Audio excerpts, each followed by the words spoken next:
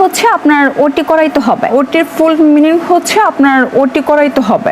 গত বছর Dhaka medical college হাসপাতাল থেকে একজন ভুয়া ডক্টরকে কিন্তু ধরা হয়েছে। বলেন কি? কি অবস্থা সবার? আজকে আমরা দেখবো একটি পডকাস্ট যেখানে একজন ডাক্তার আর একজন টিভি অ্যাঙ্কার কথোপকথন করছিল। আর সেটি দেখার পর আপনার মনে হবে ছিল রোগীটার তার হচ্ছে ব্রেন স্টোমার হয়েছে। ব্রেন স্টোমার করছে।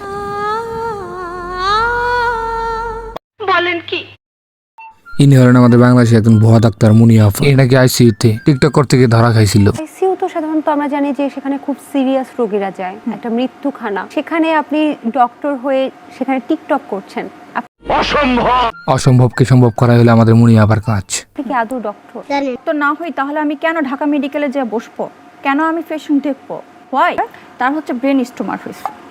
ব্রেন আসলে দোষটা তা না, দোষটা হলো টিকটকের। এই টিকটক এমন একটা প্ল্যাটফর্ম যে প্ল্যাটফর্মে কিছুদিন পরই একজন পাগল ছাগল আইসে ভাইরাল হয়ে যায় এবং কি তা নিয়ে কন্ট্রোভার্সি শুরু হয়ে যায়। তুমি একবার ভাবো এই ভুয়া ডাক্তারের কাছ থেকে যে চিকিৎসা নিয়েছিল তার এখন কি অবস্থা হইতে পারে? টাকা নষ্ট হয়ে তুমি একবার ভাবো সেই বিষয়টা। কথা আছে বাচ্চারা যখন কান্না করে তখন নাকি তাদের মুখ থেকে মধুর কথা বের হয়।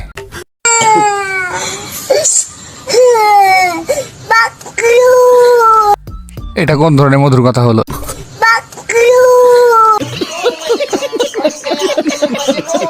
স্বভাবগুলো সব মেয়ের মধ্যেই থাকে।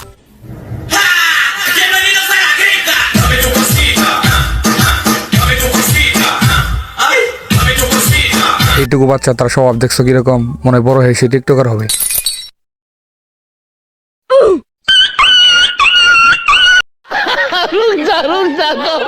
তুমি পরিশ্রম করে বাড়িতে গেছো এবং তোমার ছেলে তোমাকে খাবার সার্ভ করতেছে, এটা তো সবার স্বপ্ন হয়ে থাকে, তাই না?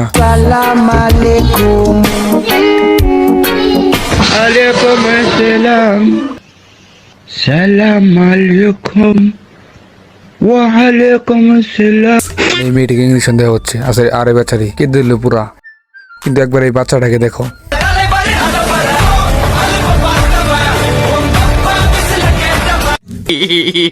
শহরের ছেলেমেয়েরা কিন্তু অনেক ভালোভাবে স্কুলে যায়, সেজে গুজে পুরা রাজা রানীর মতো হয়ে যায়, কিন্তু গ্রামের ছেলেমেয়েরা কি করে তা দেখো।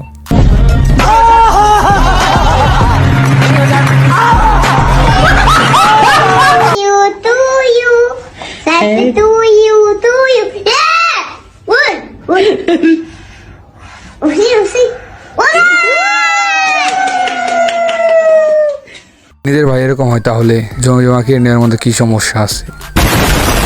এই পর্যন্ত ভিডিওটি ভালো লাগে, ভিডিওতে একটা লাইক আর চ্যানেলটিকে সাবস্ক্রাইব করে রাখবে। দেখা হবে অন্য কোনো নতুন ভিডিওতে।